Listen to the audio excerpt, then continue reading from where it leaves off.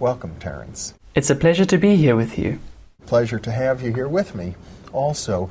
You know, the UFO phenomenon is striking because it's so bizarre. It seems as if the reports that come in about UFOs defy any attempt whatsoever to categorize them. I guess from my point of view, I can only assume that there are probably many different interpretations of this event. I think, given your background as a student of shamanism and altered states of consciousness and alternative realities, you have some unique perspectives on the UFO phenomenon. I wonder if we could get into that material.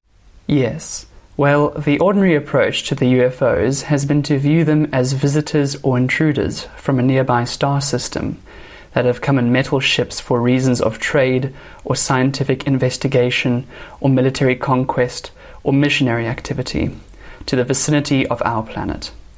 This was a myth that sprang up, but concomitant with the modern wave of sightings that began shortly after World War II. As time has passed and the number of sightings has gone from hundreds to thousands to hundreds of thousands of instances, as the myth has fleshed itself out with sub-themes, the theme of abduction, the theme of telepathic contact, it's become much more difficult to fit all the known facts into the simple model of spacefaring visitors from another world. So, what we are left with, then, are a number of more exotic competing theories in the so-called postmodern phase of thinking about the UFO.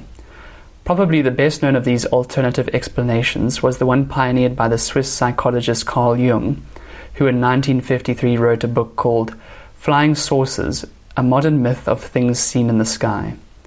And Jung was at great pains, without passing judgment on the reality of saucers, of the things seen, to interpret them psychologically, to interpret them as one would interpret a dream. And he saw in their circular form, in their scintillating, shining, alchemical brilliance, a symbol of human wholeness, and felt that they were a symbol of our collective yearning for a kind of totality and individuation. Now, in a way, this kind of explanation is very satisfying. However, it is not satisfying to the person who has immediately undergone a very strange and a very real-seeming experience. Unless such a person were told great messages of hope for the planet. Well, and this is a persistent part of the flying saucer phenomenon, that people who have had close contact with the saucers return with messages of universal brotherhood and benevolence, with stories of a beneficent hegemony of organized intelligence, where wiser, older worlds and civilizations help younger and less mature worlds toward a kind of galactic citizenship. However, it's just one thread of evidence, and it isn't really well supported by the evidence. Jacques Vallée, who is one of the foremost commentators on the phenomenon, has been at great pains to point out that with the flying saucer phenomenon, we're dealing with thousands and thousands of incidents per year throughout the world. It's very hard, even at our primitive level of scientific sophistication. We can learn a great deal about a planet by sending a single probe to that planet. What kind of scientific program of investigation requires thousands and thousands of appearances? And if we make the assumption that not all appearances are observed, but that in fact only a small number are observed, then the number of appearances that must actually be going on soars toward an astronomical number. It suggests we're dealing with an interpenetration by an alien dimension on an almost industrial scale. Of course, a single probe could cause thousands of appearances. If it were of a sophisticated enough nature, that's right. The approach that I have taken, that has characterized my work with this phenomenon, was first of all to say, we have not carried out a sufficiently in-depth survey of the life already on this planet to be able to say that at some time in the past life did not arrive here and thrive here that is not part of the general heritage of life on this planet, but that has somehow come in from the outside. My candidate for that kind of an intrusive extraterrestrial would be probably a mushroom of some sort, or a spore-bearing life form, because spores are very impervious to low temperatures and high radiation, the kind of environment met with in outer space. In other words, a mushroom spore could conceivably even waft itself up through the atmosphere of our planet and enter into empty space. Oh, there's no question this is happening. That's through what's called Brownian motion, which is sort of random percolation. Spores do reach the outer edge of our atmosphere, and there, in the presence of cosmic rays and meteors and rare, highly energetic events, occasionally a very small percentage of these biological objects are wafted into space. We even possess meteorites that are believed to be pieces of the Martian surface, thrown out by impacts on the Martian surface of asteroidal material.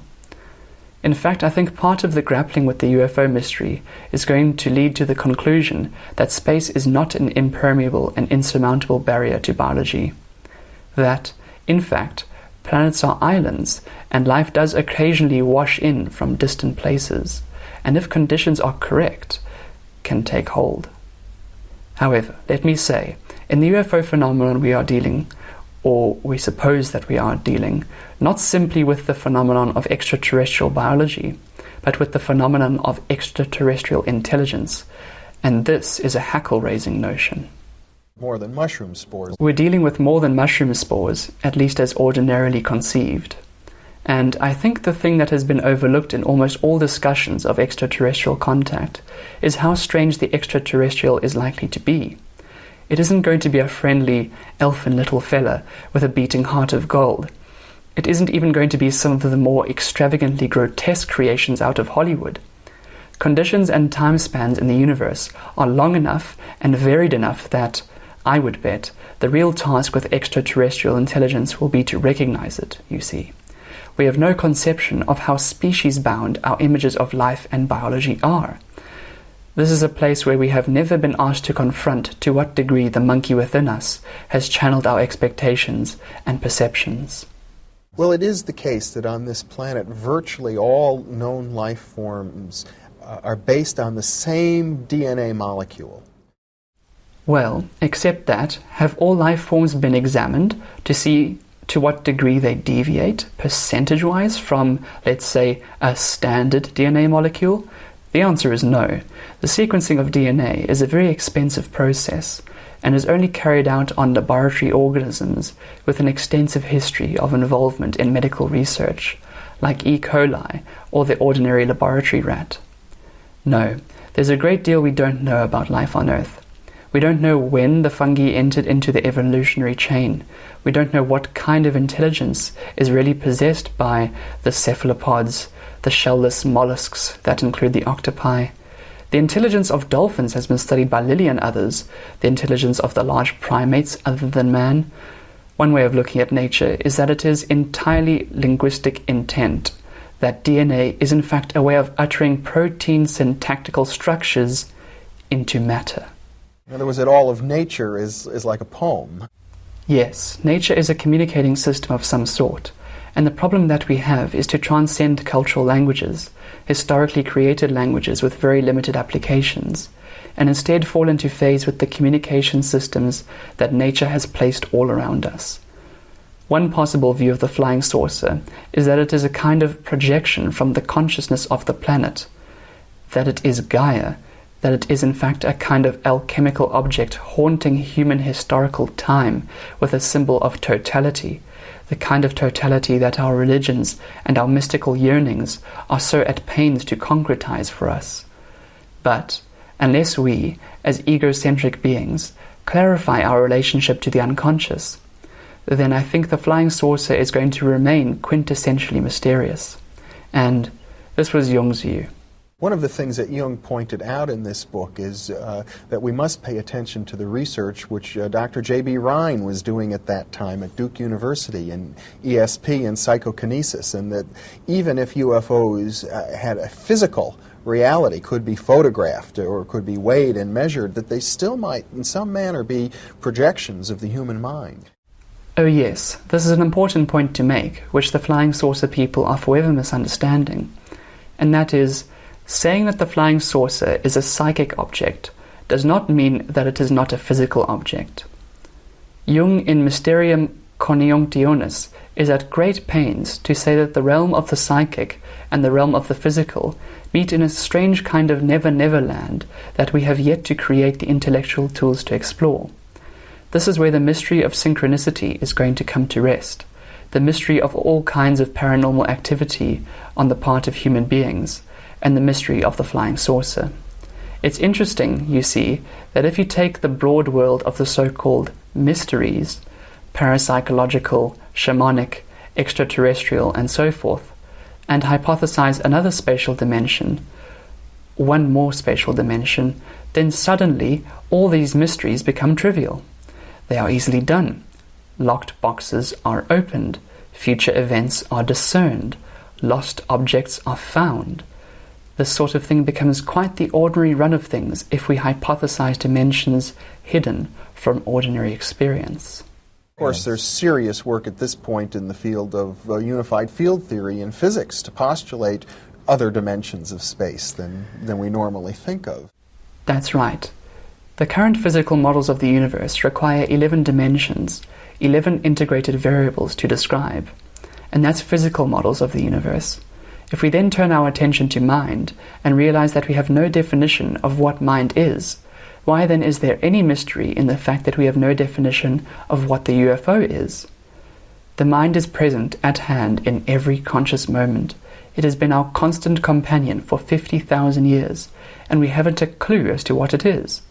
So therefore, a manifestation of the other, the superego, or the extraterrestrial other like the UFO, it is not surprising that it is a mystery. I always hark back to the words of J.B.S. Haldane, the great British enzymologist, who said, "Reality is not only stranger than we suppose, it may be stranger than we can suppose." Well, that suggests to me that if we look at some of the most bizarre, most anomalous cases that we have, such as UFOs, and we begin to ask ourselves, not so much what are they, because that's a mystery, but what is their function? How are they affecting us? That's like holding up a mirror to ourselves, and it tells us a great deal about the basic mystery of our mind. Yes, this is the so-called postmodern approach, to ask the question, not what is the UFO, but what is it doing to us?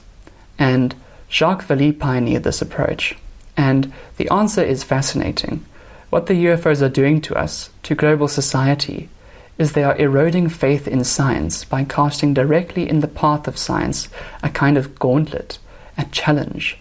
Crack this, almost as though the cosmic giggle had shown up at the bachelor party of science to spoil the bash in the same way that the resurrection of Christ posed a tremendous problem for the intellectuals of late Roman antiquity, because they had no place in their worldview for someone rising from the dead. They were Greek materialists, atomists, essentially. In that same way, the UFO challenges the assumptions of science, and I think in that sense, Jung was really onto something when he saw it as coming from the unconscious.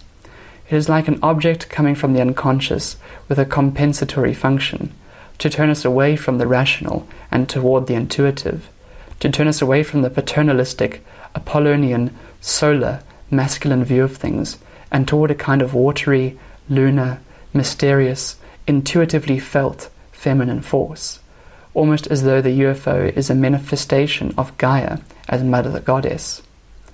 Science, as the proudest, pardon the word, erection of the rational mind, then, is challenged by something from an entirely other dimension, an entirely other realm that concretizes for us the culture crisis. And that's why I've gotten into UFOs. I think they are important for a resolution of the culture crisis. They concretize the struggle between the paternalistic masculine and the lunar feminine, between a dominator society and the kind of partnership society that we require to survive. And yet it seems as if that challenge is not a direct confrontation. It's, as Vallée points out, the UFOs are operating almost at the mythological level of our culture. They're not landing in the White House. They're not really challenging the military or NASA. No, they're very mercurial, very watery. When you reach out toward them, there is nothing there. What they chiefly have become is an intellectual force in human thinking about the future. But when you reach out to grasp the hardware, to read the message, to meet the alien, there is nothing there. I've come to the conclusion, both from talking to contactees and having had a contactee experience, that whatever lies behind the UFO mystery, it is a force which can literally do anything.